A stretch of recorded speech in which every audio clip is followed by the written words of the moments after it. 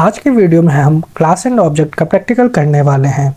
अगर आपको मेरा थ्योरी वीडियो देखना है इस टॉपिक क्लास एंड ऑब्जेक्ट का, तो आप मेरे यूट्यूब चैनल जावा सिंह पे जा करके हमारा सेकंड वीडियो ज़रूर देखें। वहाँ मैंने काफ़ी अच्छे तरीके से समझाया है क्लास एंड ऑब्जेक्ट का थ्योरी। तो चलिए आज प्रैक्टिकल करते हैं क्लास एंड ऑब्जेक्ट का। सो प्रैक्टिकल स्टार्ट करने से पहले मैं आपको थोड़ा बहुत ब्रीफ रिकैप देना चाहता हूँ। क्लास क्या होता है? What is a class? A class is logical entity or blueprint using which we can create an object. So what is a class? It is a logical entity or a blueprint using which we can create an object. मैंने आपको पहले भी हमारे पुराने video में एक example दिया था हाउस का। अगर आपको हाउस क्रिएट करना होगा तो पहले आप उसका ब्लूप्रिंट बनाओगे। बिना ब्लूप्रिंट के आप कोई भी हाउस क्रिएट नहीं कर पाओगे। अब आप पूछोगे ब्लूप्रिंट क्यों ज़रूरी है? सपोज आपको अपना घर बनाना है, आपको उस घर में ग्राउंड फ्लोर पे पार्किंग चाहिए, फिर आपका फर्स्ट फ्लोर आपने अपने हिसाब से बेडरूम, बाथरूम, किचन ये सब डिज़ाइन किया है। अब आप ये डिज़ाइन अपने कंस्ट्रक्टर को कैसे बताओगे? आप अपने इंजीनियर को कैसे बताओगे? आप अपने इंजीनियर को उस डिज़ाइन को बताने के लिए आपको ब्लूप्रिंट का हेल्प लेना पड़ेगा। तो यहाँ पे भी हम लोग वही कर रहे हैं कि हमारे क्लास जो एक ब्लूप्रिंट है उसके हेल्प से हम लोग ऑब्जेक्ट क्रिएट करेंगे। सो maybe you guys now can understand what is a class. It is a blueprint using which we can create an object. ठीक है, अब देखते हैं अगर हम लोग को ऑब्जेक्ट क्रिएट करना है तो उसका सबसे फर्स्ट स्टेप होता है step 1।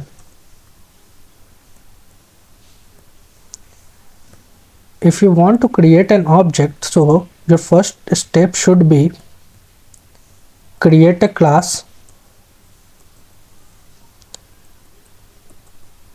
then only you can create the object. आप अगर क्लास आपने क्रिएट नहीं किया है तो आप ऑब्जेक्ट भी क्रिएट नहीं कर सकते हैं। If you did not created the class and you are trying to create the object, you will get compilation error. शायद मुझे आपको बताने की ज़रूरत नहीं है कि आपको कंपाइलेशन एरर क्यों मिलेगा, क्योंकि जब आप सपोज आपने एक क्लास क्रिएट किया है टेस्ट नाम का, ठीक है। अब इस टेस्ट नाम के क्लास में आप public static void main method create कर रहे हो एंड इस मेन मेथड के अंदर आपने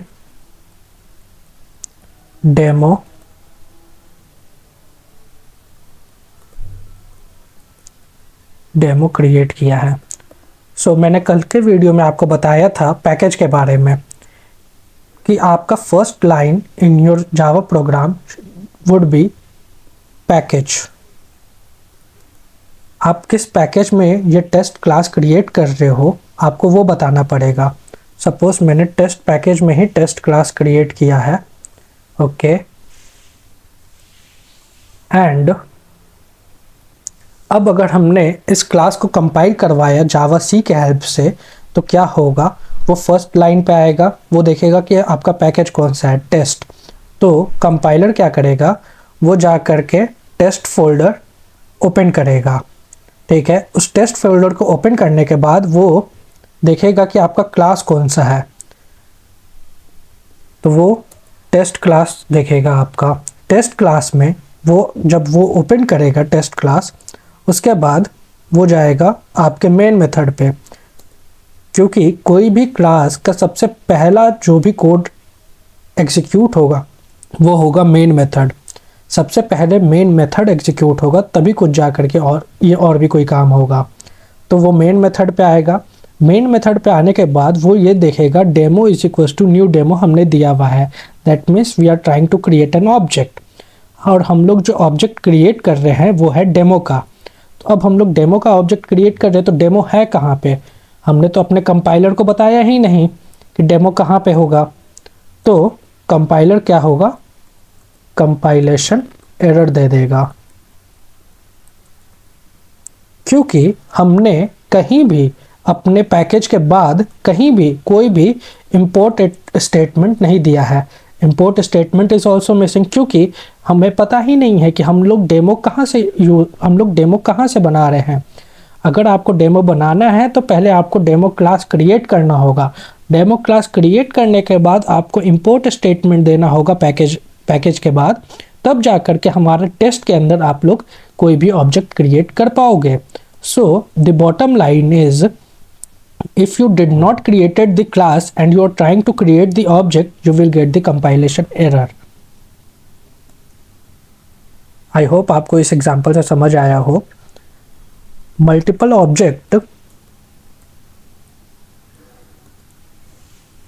can be created using the same class and it is called similar object. आप सोच रहे होंगे कि हम लोग एक क्लास से मल्टीपल ऑब्जेक्ट क्रिएट करते हैं, उसका फ़ायदा क्या है कि मल्टीपल ऑब्जेक्ट को क्रिएट करना फिर उसको सिमिलर ऑब्जेक्ट कहना, इसका फ़ायदा क्या है? तो अभी हम आगे जो भी देखने वाले हैं उस टाइम पे आपको समझ में आएगा कि मल्टीपल ऑब्जेक्ट क्रिएट करने का क्या फ़ायदा है, आप उसको कैसे यूज़ कर सकते हैं, आप उसको कैसे चेंज कर सकते हैं अपने अकॉर्डिंग। ये सारे चीज़ हम अभी देखने वाले हैं। अभी के लिए बस आप इतना याद रखो कि we can create the multiple object using the same class. Okay, now let's come to the next point. Object पे हम लोग आते हैं।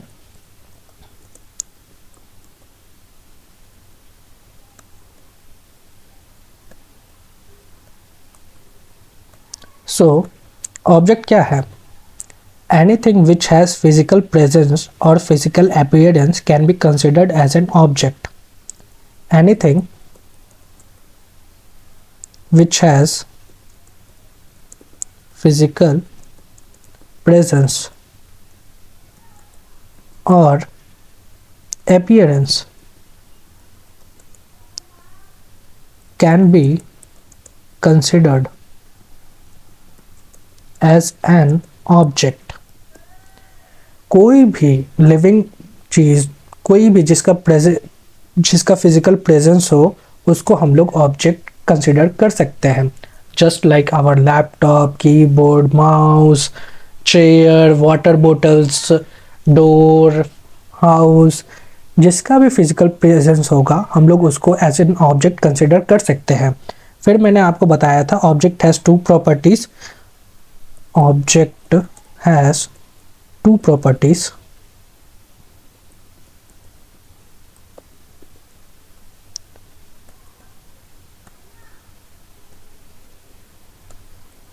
First one is state, second one is behavior. मैंने ये भी बताया था स्टेट क्या होता है, बिहेवियर क्या होता है। अगर आपको इसको देखना होगा तो आप मेरा यूट्यूब वीडियो जा करके चेक कर सकते हैं, वहाँ से आपको पता चल जाएगा कि ऑब्जेक्ट का स्टेट एंड बिहेवियर किसे कहते हैं। नेक्स्ट पॉइंट जो हमें देखना है, after successful compilation the compiler generates the default constructor. in my previous video I told you guys that after successful compilation the compiler will generate the bytecode, right? After successful compilation of a Java program, compiler will generate a bytecode. And वो byte code के अंदर कौन सा information होगा, वो information simply जो भी हमने क्लास के अंदर क्रिएट किया है, जो भी हमने क्लास क्रिएट किया है उसके अंदर जो भी ऑब्जेक्ट क्रिएट किए हैं वो एज इट इज़ जा कर के हमारे बाइट कोड में भी हो जाएगा। तभी जा कर के हमारा JVM उस बाइट कोड को जब मशीन लैंग्वेज में कन्वर्ट करेगा, तभी मशीन उस एक एक लाइन को, उस जो भी कोड हमने लिखा है उसको एज इट इज़ परफॉर्म करेगा। तो इस प्रोसेस में जब हमारा बाइट कोड जनरेट होता है तो उस बाइट कोड में हमारा डिफ़ॉल्ट कंस्ट्रक्टर भी ऑटोमेटिकली क्रिएट हो जाता है। हम लोग उसको खुद से क्रिएट नहीं भी करेंगे तो बाइट कोड के अंदर एक डिफ़ॉल्ट कंस्ट्रक्टर क्रिएट हो जाता है। वो डिफ़ॉल्ट कंस्ट्रक्टर इसलिए क्रिएट होता है ताकि हम उससे, उसके हेल्प से अपना ऑब्जेक्ट क्रिएट कर सके। अब अब हम लोग देखते हैं डिफ़ॉल्ट कंस्ट्रक्टर होता क्या है।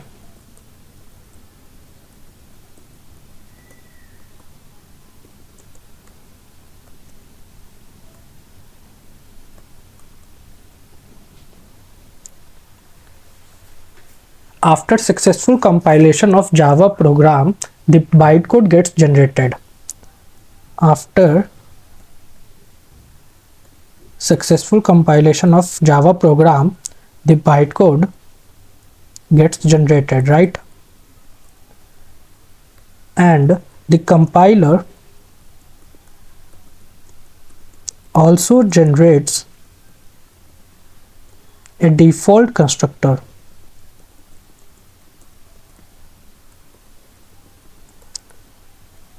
as the part of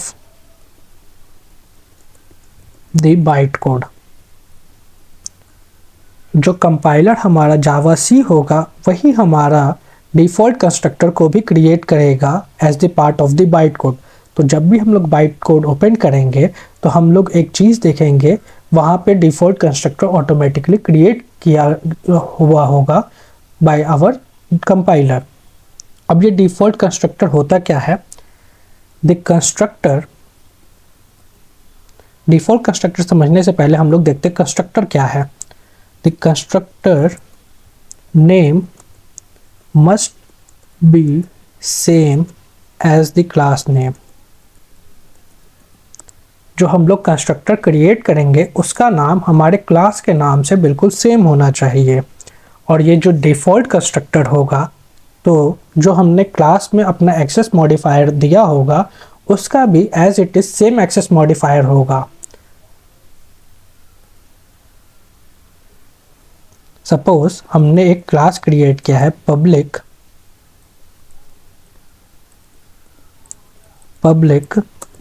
demo, right? And public class demo, हमने ये क्लास क्रिएट कर दिया है। अभी इस क्लास के अंदर हम कुछ भी लाइंस ऑफ कोड हमने क्रिएट नहीं किया है, कुछ भी लाइंस ऑफ कोड हम लोग नहीं लिख रहे हैं। हम लोग डायरेक्ट एक सिंपल क्लास क्रिएट किया पब्लिक क्लास डेमो, ठीक है? जब इसको हम लोग कंपाइल करेंगे तो एक बाइट कोड जनरेट हो जाएगा। ये जा करके डेमो डॉट क्लास नाम से बाइट कोड जनरेट करेगा। और जब हम लोग उस बाइट कोड को ओपन करेंगे तो वहाँ पे भी हमारा सेम लाइन ऑफ कोड लिखा रहेगा, जो कि इंटरमीडिएट लेवल लैंग्वेज में लिखा रहेगा, जो कि not that language not a high level language, not a low level language is called an intermediate level language. तो वो लैंग्वेज में भी सेम तरीके से पब्लिक क्लास डेमो क्रिएट किए रहेंगे। एंड इसके साथ हमारा पब्लिक डेमो करके कंस्ट्रक्टर भी क्रिएट हुआ रहेगा। सो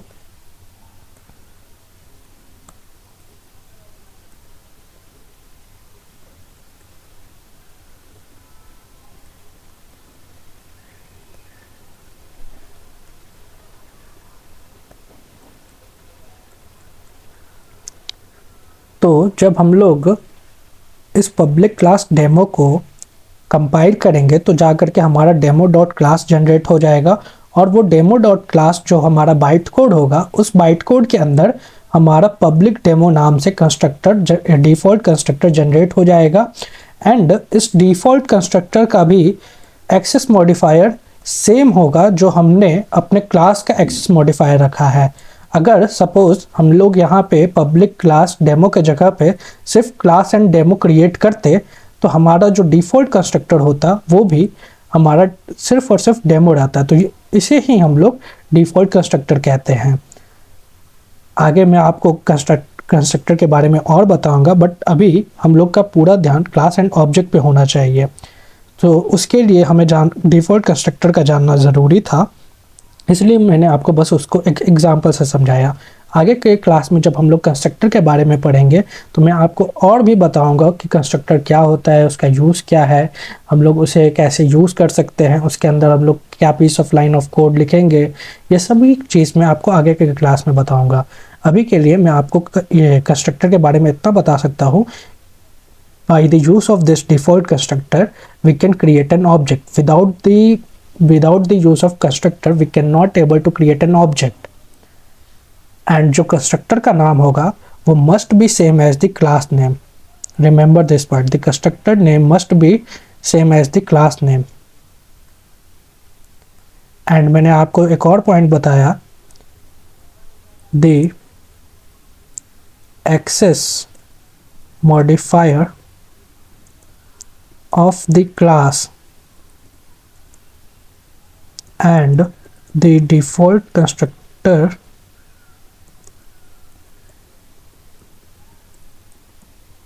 will be same. ओके, अब हम लोग नेक्स्ट पॉइंट देखते हैं।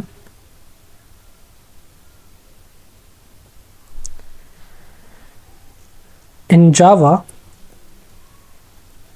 objects are stored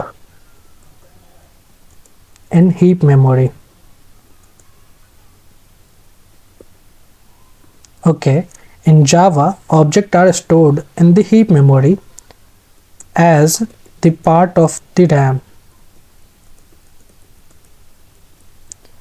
हमारा जो ऑब्जेक्ट क्रिएट होगा जावा में वो हीप मेमोरी के अंदर क्रिएट होगा, हमारे रैम का, as the part of the RAM. All the Java program are always store in RAM. All the Java program all the Java program data are always stored in RAM. Java object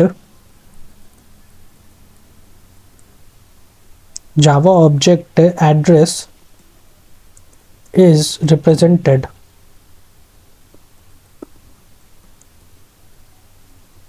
in hexadecimal format.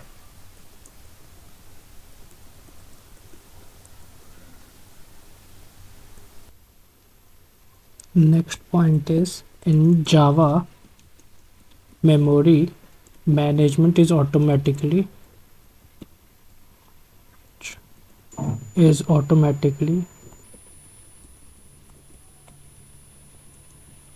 taken care by JVM.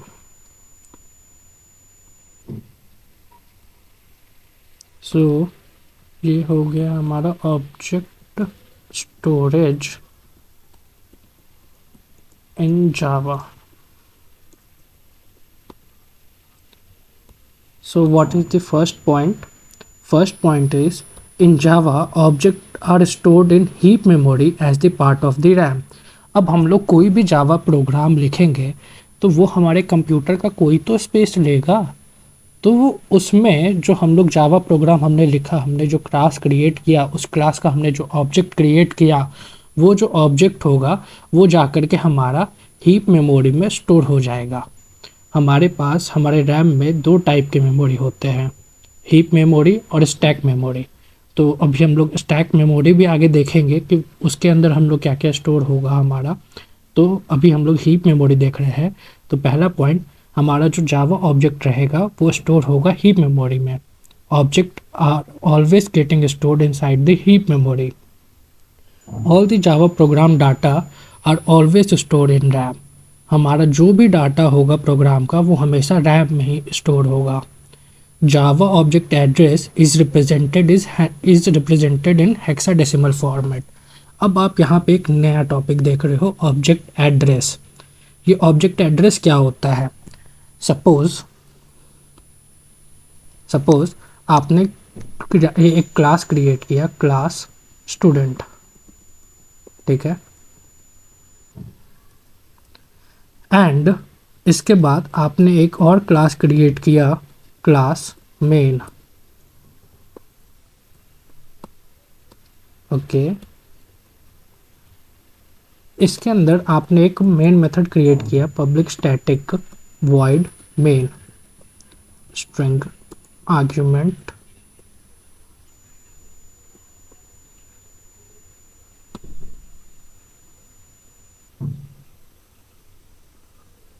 ठीक है। अब इसके अंदर हम लोग create करेंगे student object को, student STU is equal to new student. अब हमने यहाँ पे ऑब्जेक्ट क्रिएट कर लिया। ऑब्जेक्ट क्रिएट करने के बाद हम क्या करेंगे, system.out.println STU। तो जब हम ये करेंगे तब अभी हमारे कंपाइलर ने क्या किया, वो स्टूडेंट में गया, उसने एक स्टूडेंट का बाइट कोड जनरेट कर दिया। बाइट कोड में हमारा डिफ़ॉल्ट कंस्ट्रक्टर जनरेट हो गया। यही है हमारा वो डिफ़ॉल्ट कंस्ट्रक्टर जिसके हेल्प से हम लोग ऑब्जेक्ट क्रिएट करेंगे। जब डिफ़ॉल्ट कंस्ट्रक्टर से जब हमारा बाइट कोड में डिफ़ॉल्ट कंस्ट्रक्टर जनरेट हो गया है, फिर हमने एक मेन क्लास बनाया। मेन क्लास में बनाने के बाद हमने मेन मेथड बनाया। उस मेन मेथड में हम लोग ऑब्जेक्ट क्रिएट कर रहे हैं स्टूडेंट का। तो जब हमने ऑब्जेक्ट क्रिएट किया उसका, तो अभी मैंने आपको बताया था एक point, in Java object are stored inside the heap memory. तो ये जो ऑब्जेक्ट है वो जाकर के हीप मेमोरी में स्टोर हो जाएगा, और जब वो हीप मेमोरी में स्टोर होगा तो वो कुछ ना कुछ तो साइज़ लेगा ना। तो वो कहाँ पे स्टोर हुआ है उसका लोकेशन हमारा जो होगा वो बाइनरी में रहता है पहले, क्योंकि कंप्यूटर के अंदर हमारा सारा चीज़ बाइनरी में ही स्टोर होता है, राइट। तो जब हमने बाइट कोड जनरेट किया, इस अपने मेन क्लास का बाइट कोड जनरेट किया, बाइट कोड के बाद हमारा JVM ने क्या किया, इस बाइट कोड को मशीन लैंग्वेज में स्टोर किया। उस मशीन लैंग्वेज में हमारा ऑब्जेक्ट जो क्रिएट हुआ जाकर के हीप मेमोरी में, तो वो हमारा बाइट कोड में कोई नंबर जनरेट कर देगा। अब इस नंबर से हमें ये पता चल जाएगा कि हमारा स्टूडेंट कहाँ पे सेव हुआ है, किस लोकेशन पे सेव किया गया है हमारे स्टूडेंट के डाटा को। अब ये जो नंबर है वो ह्यूमन रीडेबल फॉर्मेट में तो है नहीं, तो जब ये STU करते हैं तो वो हमारा हेक्साडेसिमल फॉर्मेट में आता है। तो हेक्साडेसिमल फॉर्मेट में वो क्यों आता है, क्योंकि ये जो STU है वो जब हम लोग कॉल करते हैं, जब भी किसी ऑब्जेक्ट का रेफरेंस वेरिएबल को हम लोग कॉल करेंगे तो वो हमारा टू स्ट्रिंग मेथड को जा करके हिट करेगा। और ये जो टू स्ट्रिंग मेथड है वो हमारा ऑब्जेक्ट क्लास में क्रिएट होगा। पब्लिक क्लास ऑब्जेक्ट में एक हमारा टू स्ट्रिंग मेथड प्रेजेंट होता है, पब्लिक वॉइड टू स्ट्रिंग। ये टू स्ट्रिंग मेथड प्रेजेंट होता है, और इस टू स्ट्रिंग मेथड का मेन काम यही होता है कि वो कोई भी बाइनरी नंबर का जो हमारे पास कोई भी एड्रेस रहेगा उसको पहले वो हैश कोड में कन्वर्ट करेगा, और उस हैश कोड से वो हेक्साडेसिमल फॉर्मेट जनरेट करके देगा। जैसा कि मैंने आपको बताया था, अगर हमारा कोई भी क्लास हम लोग ऑटोमेटिकली यूज़ कर पा रहे हैं हमारे प्रोग्राम में, तो वो इनडायरेक्टली हम लोग इससे ये समझ जाना है कि वो हमारे लैंग्वेज पैकेज के अंदर होता है, java.lang पैकेज के अंदर होता है वो। तो ये जो ऑब्जेक्ट क्लास है वो हमारे java.lang पैकेज में प्रेजेंट होता है, इसलिए हम लोग उसके टू स्ट्रिंग मेथड को ऑटोमेटिकली ओवरराइड, और ये जो टू स्ट्रिंग मेथड होता है वो ऑटोमेटिकली ओवरराइड हो जाता है, जिस वजह से जब भी हम लोग STU को प्रिंट करते हैं तो हमारा जो ऑब्जेक्ट एड्रेस है वो हेक्साडेसिमल फॉर्मेट में शो करता है। हेक्साडेसिमल फॉर्मेट में शो करने का मेन रीज़न यही है कि वो हमारा ह्यूमन रीडेबल फॉर्मेट में मिले, हम लोग को उस ये जो मेमोरी का कहाँ पे स्टोर हुआ है उसका पता हमें चल जाए। अगर हम लोग बाइनरी देंगे तो बाइनरी से समझने में ही टाइम लग जाएगा कि इतना, क्योंकि वो अभी ये एक छोटा नंबर दिखाई दे रहा है बट एक्चुअली में ये बहुत बड़ा नंबर रहता है। तो उसको समझने के लिए हम लोग हेक्साडेसिमल फॉर्मेट में ये शो करवाते हैं, जिससे ह्यूमन को पता चले, यूज़र को पता चले कि उसका कहाँ पे स्टोर हुआ है object. In Java memory management is automatically taken care by the JVM. Java में जो मेमोरी मैनेजमेंट है वो जेवीएम हैंडल करता है, तो हम लोग को इन सब चीज़ों के बारे में टेंशन लेने की ज़रूरत है नहीं। बस मैंने आपको ये इसलिए बताया कि आप जब भी प्रोग्राम लिखो तो आपको पता होना चाहिए हर एक लाइन का मतलब क्या है। अगर आपने कोई ऑब्जेक्ट क्रिएट किया है तो आपको पता होना चाहिए कि वो ऑब्जेक्ट कहाँ क्रिएट हो रहा है, आपका प्रोग्राम का कहाँ पे जाकर के इम्पैक्ट पड़ रहा है, ये आपको पता होना चाहिए। अगर आपको पता ही नहीं होगा कि आपने ये लाइन लिखा है ये आपके कंप्यूटर में कैसे वर्क कर रहा है, तो वो लाइन लिखने का फ़ायदा क्या हुआ। आपको पहले कोड को समझना होगा, इसलिए मैंने आपको अभी इतना बताया। चलिए अब हम हमारे नेक्स्ट टॉपिक पे चलते हैं, object creation using default constructor.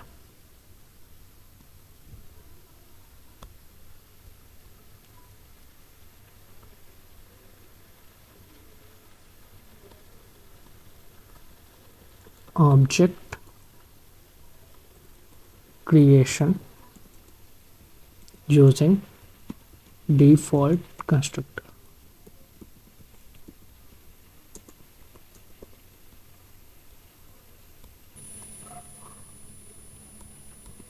Object creation using default constructor.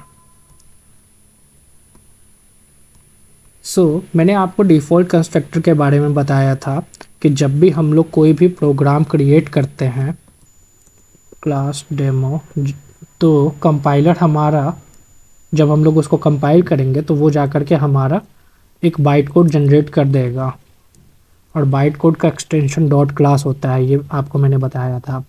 And जब भी हम लोग जो भी प्रोग्राम हमने क्रिएट किया है, अगर उसके अंदर हम लोग कोई भी कंस्ट्रक्टर क्रिएट नहीं कर रहे हैं, ठीक है, अगर उसके अंदर हमने कोई भी कंस्ट्रक्टर क्रिएट नहीं किया है तो हमारा कंपाइलर क्या करेगा, वो जा कर के एक डिफ़ॉल्ट कंस्ट्रक्टर क्रिएट कर देगा,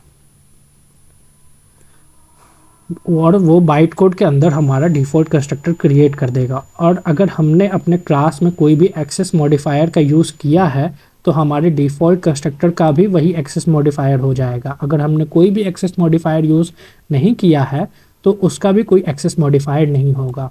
सपोज़ अगर मैंने इसका एक्सेस मॉडिफायर पब्लिक किया है, ओके, तो हमारा जो बाइट कोड के अंदर जो डिफ़ॉल्ट कंस्ट्रक्टर जनरेट होगा उसका भी एक्सेस मॉडिफायर पब्लिक ही होगा। ये सभी चीज़ें मैंने आपको बता दिया है। नेक्स्ट है when we invoke a constructor using when. अब हम इस पॉइंट पे आते हैं, object creation using default constructor. When we invoke a constructor using new keyword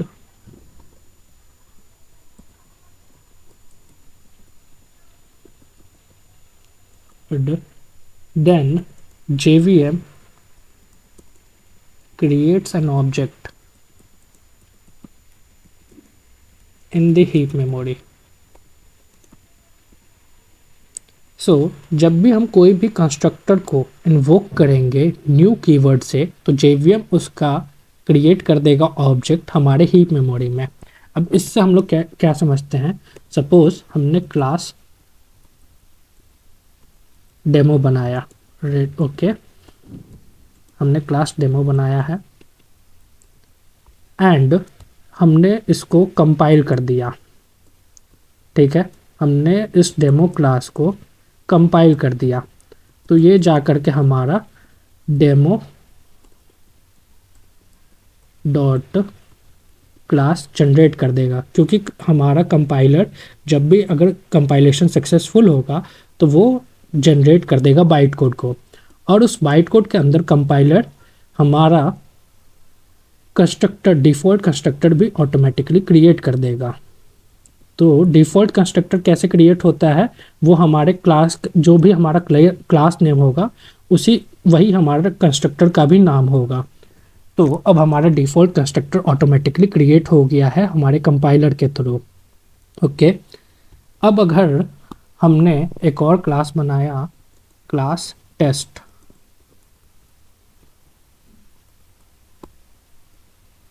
okay,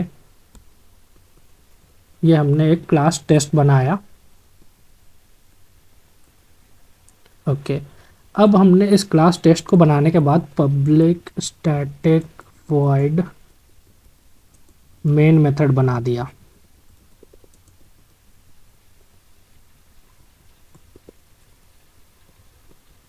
ठीक है, एंड मैंने आपको बताया था कि जब भी हम लोग को कोई भी क्लास क्रिएट करना होगा, कोई भी प्रोग्राम करना लिखना होगा, तो सबसे पहले हम लोग पैकेज का नाम देंगे। तो इसके पैकेज का नाम हम लोग टेस्ट पैकेज रख देते हैं, राइट। ये हमारा टेस्ट पैकेज हो गया और ये हमारा पैकेज डेमो हो गया, राइट। अब ये हमारा डेमो पैकेज हो गया। अब मैंने आपको कल के वीडियो में बताया था कि अगर हमारा हमने कोई भी पैकेज क्रिएट किया है और उस पैकेज के अंदर हमने डिफ़ॉल्ट क्लास बनाया है, डिफ़ॉल्ट एक्सेस मॉडिफायर का यूज़ किया है, तो हम लोग उसको अपने पैकेज के अलावा किसी और पैकेज में यूज़ नहीं कर सकते हैं। तो यहाँ पे भी हमने डेमो क्लास को एक डिफ़ॉल्ट क्लास बनाया है, तो let's make it as a public class. और मैंने अभी आपको थोड़ी देर पहले ये बताया है कि जब जो भी हमारे क्लास का एक्सेस मॉडिफायर होगा वही हमारे डिफ़ॉल्ट कंस्ट्रक्टर का भी एक्सेस मॉडिफायर होगा। तो अब जब मैंने पब्लिक इसको चेंज किया तो हमारा और कंपाइल किया तो हमारा जो डिफ़ॉल्ट कंस्ट्रक्टर होगा वो भी पब्लिक डेमो हो जाएगा। ओके, अब हमने पब्लिक बना दिया अपने डिफ़ॉल्ट क्लास को। अब हम इसे पैकेज के बाहर भी यूज़ कर सकते हैं। तो पैकेज के बाहर यूज़ करने के लिए मैंने आपको बताया था दो तरीका। पहला इंपोर्ट, पहला तो हमें सबसे पहला चीज़ तो हमें इंपोर्ट करना होगा। इंपोर्ट करने के लिए हम लोग ये दो तरीके का यूज़ कर सकते हैं। Import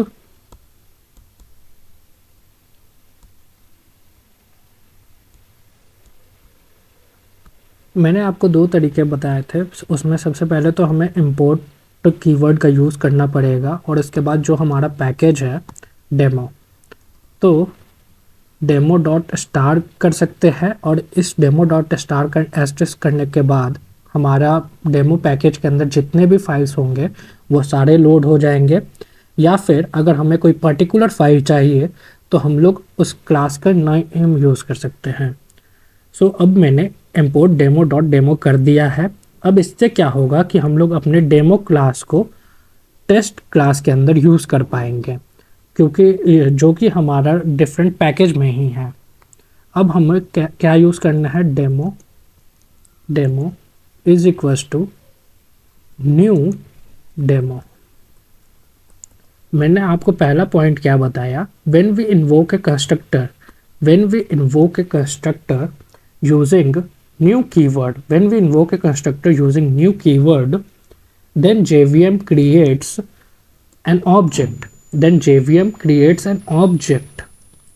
in the heap memory.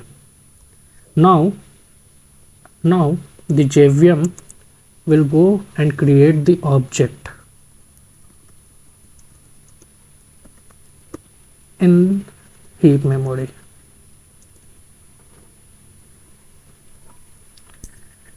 अब जो हमारा JVM होगा वो जा कर के ऑब्जेक्ट क्रिएट कर देगा। और अगर हमें वो ऑब्जेक्ट को देखना है कि कहाँ पे स्टोर हुआ है वो ऑब्जेक्ट, एड्रेस अगर हमें चाहिए तो हम system.out.println करेंगे और हमें हमारा ऑब्जेक्ट एड्रेस मिल जाएगा। और ये जो आउटपुट आएगा वो आउटपुट कुछ इस तरीके का होगा, डेमो @25F46492E। ये डेमो इसलिए आएगा क्योंकि इससे हमें पता चलेगा कि हम लोग कौन से क्लास के ऑब्जेक्ट क्रिएशन का बात कर रहे हैं। तो हम लोग डेमो क्लास का बात कर रहे हैं, वो और उसी का ऑब्जेक्ट क्रिएट हुआ है हमारे इस लोकेशन पे। अब आप सोच रहे होंगे कि जब भी मैं कोई भी ऑब्जेक्ट क्रिएट करता हूँ तो आपको इसका मतलब तो समझ में आ ही चुका होगा, ये मैं क्लास नेम यूज़ कर रहा हूँ। अब इस न्यू का भी मतलब समझ में आ गया होगा कि हम जब भी कोई अपने कंस्ट्रक्टर को इन्वोक करते हैं न्यू कीवर्ड से तो वो हमारा ऑब्जेक्ट क्रिएट करता है। बट ये डेमो क्या है, ये डेमो क्यों लिखा है, इसके जगह पे हमने एक्स वाई जेड क्यों नहीं लिखा, या फिर इसके जगह पे हमने ए बी सी या कोई और भी, या फिर टेस्ट कुछ भी क्यों नहीं लिखा।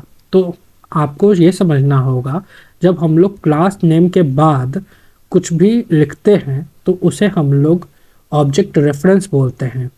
तो ये ऑब्जेक्ट रेफरेंस क्या होता है, it is the one which stores an object address. इसी के अंदर हमारा इस ऑब्जेक्ट का एड्रेस स्टोर हो रहा है। तभी जब हम लोग इस नाम को system.out.println के अंदर डालते हैं तो वो हमारा ऑब्जेक्ट का एड्रेस प्रिंट करके देता है। ये हमारा ऑब्जेक्ट रेफरेंस इसको कह सकते हैं, या फिर हम लोग इसको ऑब्जेक्ट एड्रेस भी कह सकते हैं।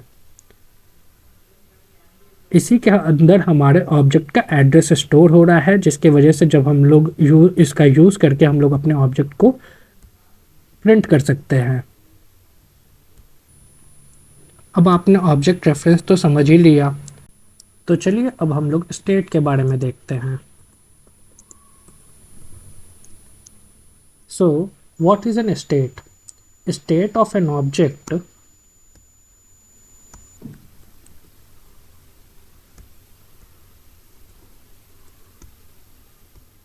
state of an object is nothing but the property or information or a data which describe an object। मैंने पहले की वीडियो में भी आपको बताया था कि स्टेट क्या होता है। अगर आपको उसे अच्छे से समझना है तो आप हमारा पहले क्या जो सेकंड वीडियो है जावा क्लास एंड ऑब्जेक्ट, आप उसे देख सकते हैं। State of an object is also referred as data member. अब आप सोच रहे होंगे कि स्टेट ऑफ एन ऑब्जेक्ट को हम लोग डाटा मेंबर से क्यों ये रेफर करते हैं। So the data member is nothing but a data holder. The data member is nothing but a data holder which holds or stores the data। अभी हमने जो ऑब्जेक्ट रेफरेंस पढ़ा था, ऑब्जेक्ट रेफरेंस या ऑब्जेक्ट एड्रेस पढ़ा था, वहाँ हमने देखा था कि ये जो टेस्ट है वो हमारे न्यू डेमो का ऑब्जेक्ट एड्रेस को अपने अंदर स्टोर करता है। जब उसके बाद जब हम लोग इस टेस्ट को प्रिंट करना चाहेंगे तो हमें उस ऑब्जेक्ट का एड्रेस मिलता है। तो उसी तरीके से डाटा मेंबर क्या होता है, वो डाटा को अपने अंदर स्टोर करता है, इसलिए उसे हम लोग ये डाटा मेंबर कहते हैं। वो और कुछ नहीं, वो एक तरीके से डाटा होल्डर है जिसमें हम लोग अपने डाटा को होल्ड या स्टोर कर सकते हैं। अब ये अब इसको आगे देखने के लिए हम लोग को पहले समझना होगा इनके दो, there are two types of data member.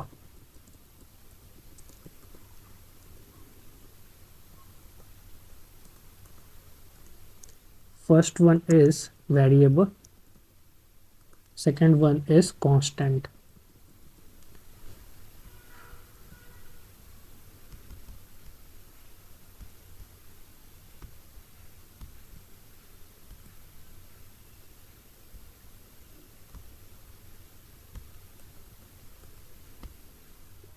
Let's see the first one, variable।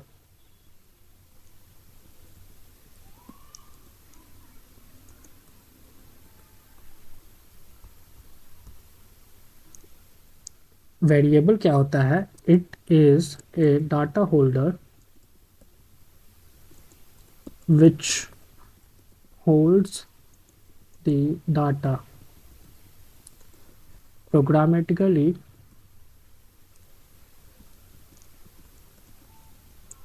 non-final data members are called variable. With the name of this word variable, we can understand that that it means changing of the number. Okay variable के नाम से ही हम समझ सकते हैं कि इसका मतलब होता है वेरी, जो हमेशा वेरी करते रहे, जो कभी से एक ही सेम ना हो, उसे ही हम लोग वेरिएबल कहते हैं. सपोज हमने name is equals to Aditya लिखा है, हम लोग बाद में जा कर के इस नेम को चेंज भी कर सकते हैं राहुल में, फिर बाद में इस नेम को हम लोग चेंज भी कर सकते हैं सोहन में. तो हम लोग क्या देख रहे हैं कि ये वेरी करता है अकॉर्डिंग टू द यूज़र. जब भी यूज़र का मन किया आदित्य यूज़ करने का तो उसने ये यूज़ किया, उसके बाद उसका मन किया राहुल यूज़ करने का तो उसने राहुल यूज़ किया, उसके बाद उसका मन किया सोहन यूज़ करने का तो उसने सोहन यूज़ किया. तो जो भी वैल्यू हमेशा वेरी करते रहे उसे ही हम लोग वेरिएबल बोलते हैं.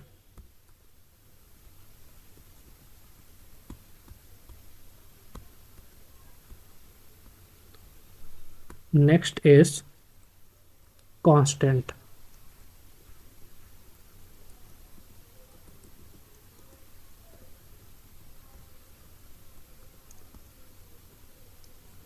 Constant is the data member which represent the fixed value. Constant is the data member which represents the fixed value. Programmatically, we declare constant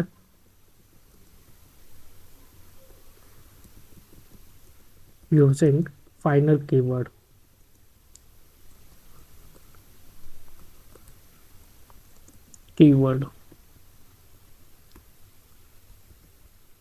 So what is a constant? Constant is the data member which represent the fixed value. मैंने variable में हमने क्या देखा था कि हमारा value हमेशा change करते रहेगा. कांस्टेंट में क्या होगा कि हमारा वैल्यू कभी चेंज नहीं करेगा. और हम लोग कांस्टेंट किस टाइप के नंबर को बना सकते हैं, जैसे कि हमारा पाई हो गया, पाई का वैल्यू कभी भी चेंज नहीं कर सकते हैं. तो हम लोग कांस्टेंट उसी टाइप के नंबर को बनाएंगे जिसका वैल्यू हमें कभी चेंज नहीं करना होगा. और हम लोग कांस्टेंट बनाने के टाइम ये ध्यान रखेंगे कि हम लोग उसको फाइनल कीवर्ड के हेल्प से कांस्टेंट बना सकते हैं. Let's see some example. Class pen. हमने यहाँ पे एक क्लास बनाया पेन का. Now let's create some data member. अब हमारा पेन है तो पेन का सबसे इम्पॉर्टेंट स्टेट क्या हो सकता है? कलर. फिर उसके बाद उसका टाइप, उसके बाद उसका प्राइस.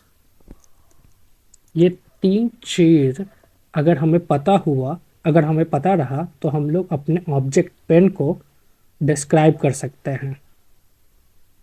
सो स्टेट क्या होता है? State of an object is nothing but the property और information or a data which describe an object. With the help of these three, we can describe our object. That's why it is called an state. अब हमारा अगर colour blue हुआ, okay, type जो है हमारा marker हुआ, and price जो है वो 30 हुआ. अब इसके हेल्प से हम लोग ये जो है इसने हमें हमारे ऑब्जेक्ट को डिस्क्राइब कर दिया. Now let's create an object. Object create करने के लिए सबसे पहले मैंने आपको बताया था कि क्लास नेम देना होगा, फिर उसके बाद रेफरेंस वेरिएबल देना होगा, ऑब्जेक्ट रेफरेंस और ऑब्जेक्ट रेफरेंस देना होगा। ऑब्जेक्ट रेफरेंस क्या करता है, वो हमारे ऑब्जेक्ट के एड्रेस को स्टोर करता है। और ऑब्जेक्ट कैसे क्रिएट करते हैं हम लोग, न्यू कीवर्ड से। New when we invoke the default constructor using the new keyword, it create an object inside the heap memory, and this object get stored inside the reference variable, inside the object reference. Okay, now pen p2 is equals to new pen। अब इस p2 का object address p1 के object address से हमेशा differ करेगा, क्योंकि यह हमारा अलग प्रॉपर्टी है, ये हमारा अलग ऑब्जेक्ट क्रिएट किया हमने।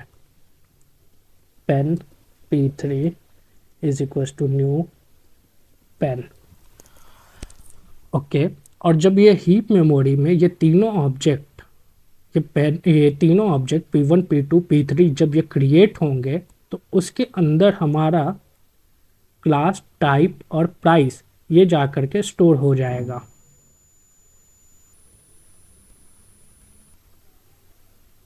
अब हमने ये तीनों पेन को क्रिएट किया, ये तीन अलग अलग ऑब्जेक्ट क्रिएट होगा हमारे हीप मेमोरी में, जो कि स्टोर होने के बाद वो कुछ इस तरह का दिखेगा।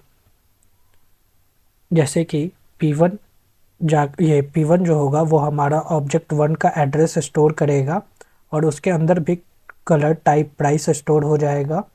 P2 के अंदर भी कलर, टाइप, प्राइस स्टोर हो जाएगा। P3 के अंदर भी कलर, टाइप, प्राइस स्टोर हो जाएगा। एंड इसी को हम लोग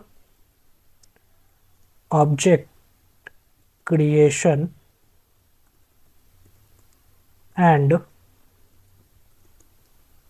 डायरेक्ट इनिशियलाइजेशन कहते हैं।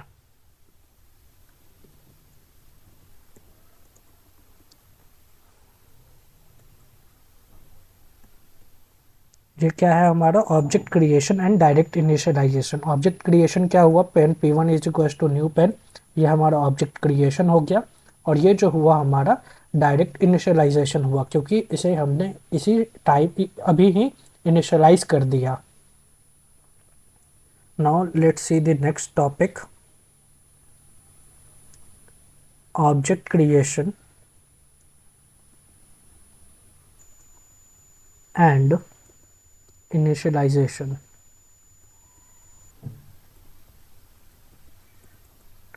using the object reference।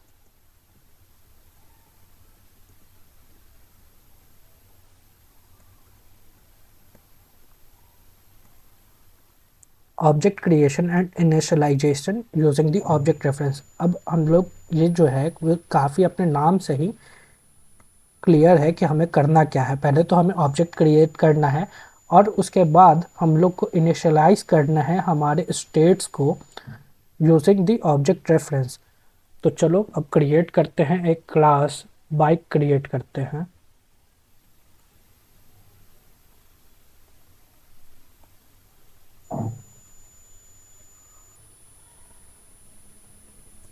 And class bike create करने के बाद let's create it's state.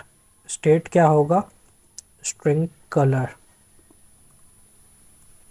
String name. आप चाहे तो इसे स्टेट भी कह सकते हो, चाहे तो आप इसे वेरिएबल भी कह सकते हो। Okay, let's create some variable for our bike, string colour, string name and price. Okay, so these three are our variable. Now let's create an object, bike. How to create an object? First we need to write the class name, then we need to give the object reference is equals to, then we need to invoke the default constructor using the new keyword. Now we have created our bike object. After creating the bike object, we need to initialize all these three using the object reference. Okay, now how to initialize all of our three variable using the object reference? We can only do it inside our main method. Now let's create some main method. Public static void main string argument. Okay, हमारा कोई भी काम, जो भी काम होगा वो हमारा मेथड क्रिएट करने के बाद ही कंप्लीट होगा. विदाउट क्रिएटिंग अ मेथड हमारा कोई भी हमारा piece of code, line of code work नहीं करेगा. सो सबसे पहले हम लोग को मेथड क्रिएट करना पड़ेगा. हमने मेन मेथड क्रिएट किया. अब मेन मेथड के हमने अब मेन मेथड के अंदर हमने हमारे बाइक का ऑब्जेक्ट क्रिएट कर दिया है. अब बाइक का ऑब्जेक्ट क्रिएट करने के बाद now let's initialize the variable using the reference of our bike b1 dot colour.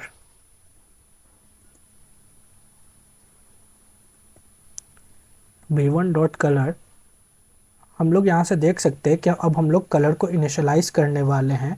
तो कलर हमारा स्ट्रिंग टाइप का है. तो मैंने आपको बताया था रूल्स ऑफ प्रोग्रामिंग लैंग्वेज में कि हमारा जो स्ट्रिंग टाइप होगा वो हमेशा डबल कोट के अंदर होगा.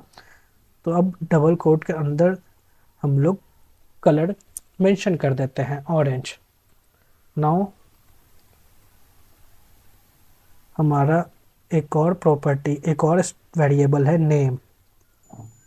Now let's create the name. Let's give the name Duke. Okay, अब हमें इसका प्राइस मेंशन करना होगा. प्राइस मेंशन करने के लिए, क्योंकि ये हमारा इंट टाइप है, तो हम लोग को ज़रूरत नहीं है डबल कोट्स का. हम लोग डायरेक्टली भी प्राइस मेंशन कर सकते हैं. तो 125 रुपीज़, 125 हम लोग मेंशन किया हमने. Okay, now let's create the another bike object. Bike b2 is equals to new bike. अब हमने अपना सेकंड बाइक क्रिएट कर लिया है. अब मैंने आपको बताया था हमारे सेकंड वीडियो में कि हमारा ब्लूप्रिंट हमारा चाहे तो सेम रह सकता है, लेकिन हम लोग जो भी ऑब्जेक्ट क्रिएट करेंगे तो उसको हम लोग मॉडिफाई भी कर सकते हैं. Now we will be modify. Now let's modify our b2. b1 ने अपने बाइक का कलर ऑरेंज किया था, right.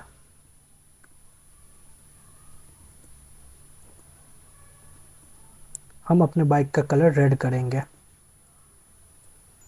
b2 dot name, b1 का जो बाइक था वो ड्यूक था, हमारा क्या होगा, पल्सर. b1 का जो प्राइस था वो 125 था. अब हमारा जो प्राइस होगा वो होगा 150. सो आप देख सकते हो कि हमने हमारा इनिशियलाइज भी कर दिया हमारे क्लास को, हमारे वेरिएबल को यूजिंग द ऑब्जेक्ट रेफरेंस.